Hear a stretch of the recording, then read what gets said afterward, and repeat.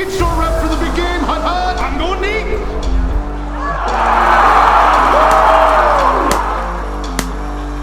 Bring the big game to life with the latest and greatest tech from Best Buy. Joined now by our Tuesday regular, Patrick Johnston of the Provincetown Post Media, who, if you're watching on video, has a avocado shirt on. Yeah, just trying to manifest afternoon. California here. It's pouring rain outside. That's right. Is this the point where we admit that all the good stuff was off air? Or no, I'm kidding. Yeah. It was good. That was a good chat.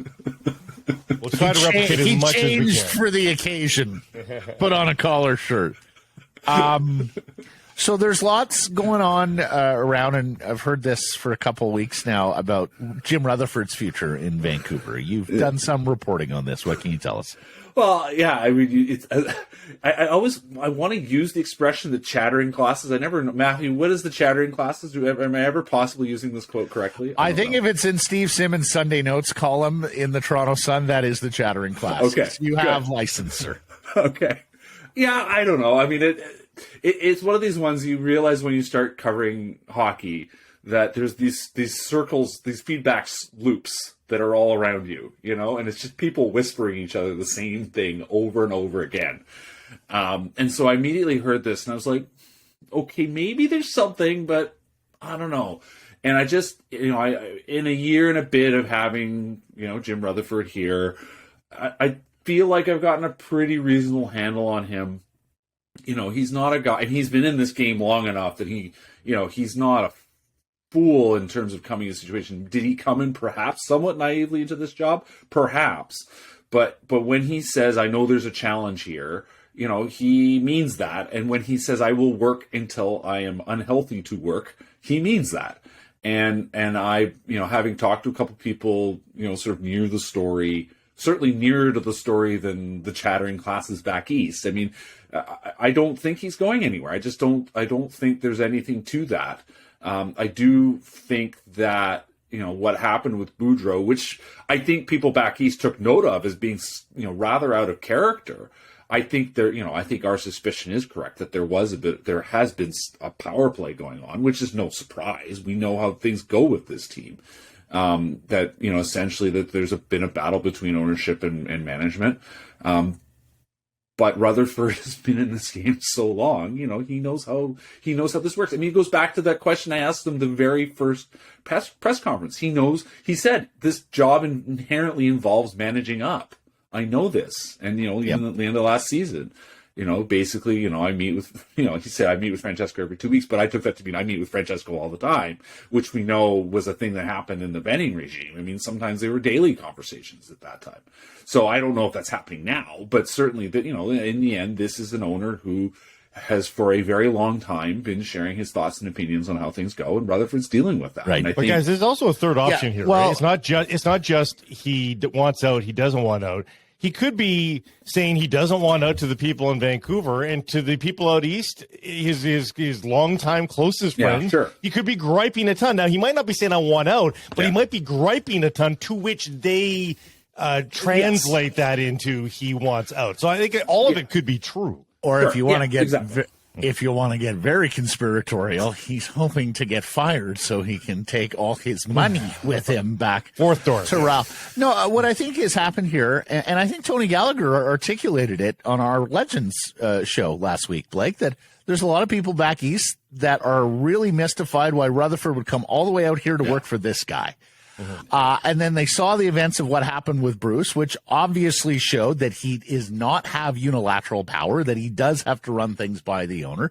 He took a big reputational hit, and let's face it, had a humiliating press conference where he had to cop to a mistake and sort of had 1 foot in column A, 1 foot column B on the apology. And people are looking at that and going, why is a guy at 73, 74 putting himself through that, particularly when his wife can live in anonymity in Raleigh. No one's going to be mad at her husband, and with a school-age son still. So, I can understand why people are connecting those dots. But, Patrick says the reporting that Patrick is doing here is that he's here to stay. And I think ultimately he does want to hand this off to Patrick Alvina and the sizable support staff that he has built here in hockey operations. So I mean, in the end, that's the setup that, who would, at his age, who wouldn't want to have a nice job where basically you get asked for your advice once in a while and you have a belief that the people that you've trained up the job can actually do it. Right. Okay, moving on. What did you make of the Horvat extension? I mean, Bo won. Shoots and scores, right? He shoots and scores. he did. I'm a bit surprised maybe that he didn't wait. But, Lou Lamoriello, who knows Pat Morris, I'm not saying that he talked to Pat Morris without having, the allowance to do so. But he's robbed us of are they going to flip Bo at the deadline? Yeah, that really would have been fun. That would have been fun. To flip something for some incredible package. Yes. But, for our selfish desires to sort of throw stuff around. Absolutely. No, listen, he's landed on a team, that has had its struggles, but I think he brings a lot to the table for that team. We'll see if it actually plays out. They have a power play now that, he has been one of the top power play players in the league for the last 2 years. And now they have him. They've got Matt. Can he and Matt Barzal find some kind of magic? Like, I kind of like to think that they could. Because in the end, Horvat's a shooter and Barzal is sort of he is a Pettersson type player. Like, he's a guy that takes the puck up the ice and makes things happen. I like I said, interesting spot. Perhaps surprised he didn't try to just go test the market to see what the biggest offer he could get. But I guess, this is also Bo. He's he's always been kind of a bird in the hand kind of guy. We've kind of known that he's, here's what's in front of me. What do I know? What can I play with? What can I deal with? And, okay, where's next? Here he is. So, yeah, and an 80-year-old old school hockey general manager, perfect fit, culture carrier par excellence. Yeah. Moving on. Elias is wearing an A last night. Quinn is going to wear an A. Changing of the guard of the leadership group here, and perhaps the turning over of the franchise to their two best skaters. Sure. What do you make of what Tocchet has done here with the rotating A's, and where do you see the captaincy going? Well, I guess not that surprising in the end. These are those are the core guys that we anytime the list of core players, they are definitely on it. The JT Miller, whether he's on the core list or not, is the debate. It didn't surprise me. Certainly, as I said last week, the only kind of question I have about Pettersson is that sort of daily grind of having to always talk, which we know he is not a fan of. But, I suppose some of what he's been working on he has clearly done a lot of media training. You switch to CAA, they're going to give you all kinds of support in terms of learning how to operate as a frontline celebrity hockey player if you want it. He's certainly going to be prepped for it if he does, for instance, become the captain next year. In the end, it's also, like you said, the thing I thought about in very many ways was, trading Horvat really does close it. Not that the Gillis door was wide open, but it closes the Gillis door. Like, that is the last of the Gillis guys, right? And in many ways closes the door on that, almost the Benning kind of built. There's obviously lots of Benning stuff still in this team, but in many ways the Benning team, because Horvat was always there. He was the guy that was sort of the center of everything that was happening. And now very much is now into this, okay, it's the Pettersson team, right? Like, that's the thing. It's not this, who are these guys? There's sort of 6 guys that you faces or 5 guys you see on the outside of the building. Now it's going to be Pettersson. They certainly hope, and that's certainly the plan. And like I said, it also goes back to all the stuff I've ever said about the Spurs and Tim Duncan. And it's in many ways now that kind of scenario. We look at everything now through that lens. It's David Robinson is gone.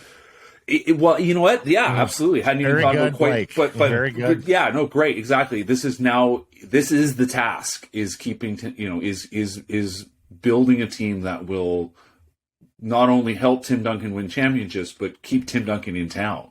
And now that's the challenge. Hey, Elias is the admiral now. Yes, that's right. Is there? So, let me just follow up. Because Pettersson said to IMAC on the weekend, I play hockey for a living. I can talk to media people. There are bigger problems in the world. Yeah. All very true. Like I said, that's media training, you know. Like, so, and that's an oversimplification because when you've lost 6 in a row and you got your ass kicked 6-1 that night, like that's a different. Chris Pronger had a scenario with the media in St. Louis, and maybe that's too small a market media wise that it could, where he would go, "Hey guys, every once in a while, day off. Can you just talk to the assistant or the alternate sort of thing?" Which, sure, I do wonder why NHL PR departments haven't come around to that a little more. I mean, that was 20 years ago. Is there a Marcus Naslund risk here that, a little bit of sullen?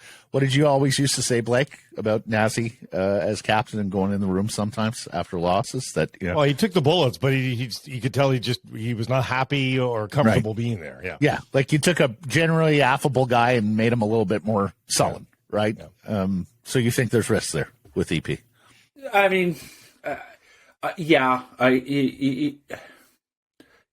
mean, to his credit, he cares. That is part of the story here. And I mean, I've only dealt with Marcus as a retired player, so I can't really speak to that. But it is an interesting parallel to think about, because this is a guy that, Pettersson, to be clear, a guy that has, I think, really kind of gotten what he's wanted all the way up, but from a small town, played for a team that was obviously quite ascendant in Sweden, but not a team that necessarily was at the forefront of things traditionally, and was also the young guy on that team. This is a role that he has never really been before, where which is what he wants. He is the guy now. Yep. This is his team. And so that's the challenge. And so now it becomes whether he really can. And I think he can. Like, I just think he's a strong enough personality that I think so do I. He can do it. And in the end, but and I get it. I get it. Like, every day. I mean, I think that's what made Henrik's such a standout, because he was willing to do it. You know. And I get it. I mean, the other thing too in all this, of course, is that Pettersson, being the captain of a winning team is a lot easier to be the captain than what Bo Horvat had to do. And so that is, I'm sure, part of the equation for Pettersson. He's like, yeah, let's go, let's make this happen. I want to be the leader of a team that's moving forward and upwards, and is more, the better days are indeed ahead, and that there are going to be more good days than bad days to come. And I wanted, that's what I want. And if that's not going to be it, then, that is the whole discussion. If that's not actually coming, if he doesn't see that in the going forward, I mean, that is what we're talking about. That's why we're going to be talking about his extension. That's why we're going to be talking about his contract being up after next season. I think he's thoughtful. I think he's conscientious. I think he's witty. I think he is holding some of that back. And I am not the first to this conclusion, but the young Elias Pettersson came here and it looked like he was trying to build a brand. And I think the Bo Horvats and the hockey men around him sort of have beaten that out of him over this time. And I think he could be a new age sort of avant-garde NHL captain if they let him, but we shall see. Last one for me here. Podkolzin back last night. I thought he looked quite good. I think he should have had at least one, if not two. Is he a Vancouver Canuck going forward? We talked about this a little bit yesterday. Do you see him? Are they rebuilding an asset to find a defenseman, or are they rebuilding Podkolzin, period? I think he's a guy they have to keep around. I mean, we say all these things, anybody's tradable, right? You never say never, especially in hockey. But I think he's back here with a purpose, which is that Rick Tocchet needs to see him. If this guy's going to be the coach, this guy, he needs to see the players that are available. And he certainly is a player that's a guy that needs. I mean, they need to see him be the guy that he needs to be, right? Like the top 10 pick, you got to be that. Yeah. Again, I mean, it's the opportunity is now. It's time. And he was a player that was so low in confidence, and for whatever reason hadn't proven really. I mean, he had a good finish last year, but for whatever reason hadn't proven to be a Boudreau guy. But here's a guy that there are so many possibilities for him. Between being as a complementary scorer on this team, between being a reliable two-way forward and being a penalty killer. These are all things that are on the table that this team needs, and he is the guy that should fit the bill. And the time is right now, not only just in terms of progression, but just in terms of who's in the lineup, what that lineup looks like. Give him all the keys to all the cars and see what happens. Yeah, and this is something I'm essentially going to write about in the next few days, which is it goes back to the discussion. One of the last discussions we had with, in fact, the last discussion we had with Rick Tocchet before the All-Star break. One of the questions I asked him was that in the next 5-6 weeks up to the trade deadline, you have a unique role here. Let's be honest. Management has said we need major surgery. Well, you are coming in. You are a fresh voice. You are coming in and looking at all these guys totally anew. And you could play a role here in terms of giving your bosses sort of a final assessment in what's in front of them and what needs to change and what needs to stay and so on and so on and so on. And in the end, so if you look at it from that timing, to go back to the Puck-Holzen question, there's a month till the deadline, less than. If you're assessing things in those terms, maybe that is what this is about. I don't think that's what it's about, but it's certainly a possibility. Like I said, you never say never, and if something comes along and they really are excited about the possibility of a trade, then sure. You hear that, I'll be writing about this in the next few days. During newspaper wars. Yeah.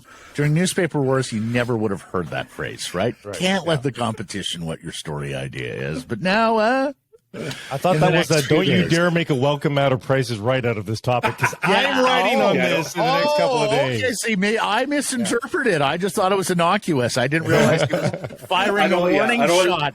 I don't want to see it show up in Rob Williams' feed. All right, here we go. Okay. I'm on notice, Johnston. I'll know for next time. You buying all the smoke around Boeser? Do you think they're moving him by March 3rd? If you're a betting man, is he a Canuck on March 4th? I mean, I wrote a bit about this on Friday. I think there's interest. I think the foot speed concerns are there, real or not, I think are there. I think smart teams understand that he still does a lot. He's a smart player he makes right decisions a lot of the time. He's a pretty good neutral zone defender. He is not going to be the 35 goal scorer or 40 goal scorer that was once dreamed of him. He's, as we know, told Jay Patty he's going to score 30 this year. I don't think that's happening. But he is a handy second line winger. You could do a lot worse than Brock Boeser. So one of the things that was pointed out to me was that, in the end, you look in a tight cap world, you start doing the math. When do teams start actually having space to do things? And we're now in that window. I'm not sure he moves before the deadline. If he moves at all, it would be at the deadline. I think he becomes a deadline kind of day kind of guy. Right. I think, clearly New Jersey's been interested in him a long time. And I've mentioned this many times, but New Jersey's been interested in him. Fred Shero watched the Canucks twice during that, top prospects week. He's an advisor to Minnesota. Maybe he was watching. A lot. There was a lot of people watching Gavrikov, I think, that second time, because they were here for the Columbus game and they were here for the Chicago game. So Kyle Dubas was here for 2 games. Fred Shero was here for 2 games. A few other guys were here for 2 games. What were they watching? Were they watching Luke Schenn? Were they watching Brock Boeser? Were they watching guys on the other team? I think the Leafs were watching Schenn more than I think the Leafs were watching Schenn too. Yeah. But I think there are bits and pieces there that are interesting. Would the Wild really trade for Gavrikov? They're pretty good defense already. Who else are they watching? Boeser. I think it's pretty safe to say on that. Yep. Yeah. So. Yeah, I think there's interest there, but in the end, it comes down to fit and making it all work with the cap and gymnastics and all that kind of stuff. We'll put you on E's and O's as Ray Shero, not Fred. How old are you? Jeez. I was going to say. Yeah. Do you know? Hey, do you know Ray Shero's real name? No. Is it Dijon. Fred? Fred Jr.? Dijon. He's French Canadian from Minnesota. Oh, really? Dijon. Chero. Like Greg Gagne. Boy, I was going to say, we have a story here if it was Fred Sherrock. Poor guy passed in November 1990, Johnston. Yeah. It's 32 years. He's been Going dead back. nearly as long as you've been alive. There is someone who works. Were you reading at the old rink. Flyer stuff or something recently? There is someone who works at the rink who and I were going back to when the first Talk sightings were reported or whatever. Right. We kept joking about various. He said, "Hey, he backed. In fact, he said, "Hey, I think I saw Fred Shiro around here." Fred. All right, be on your way. Al Arbor. They're all coming back. All right, guys. Thank you, PJ.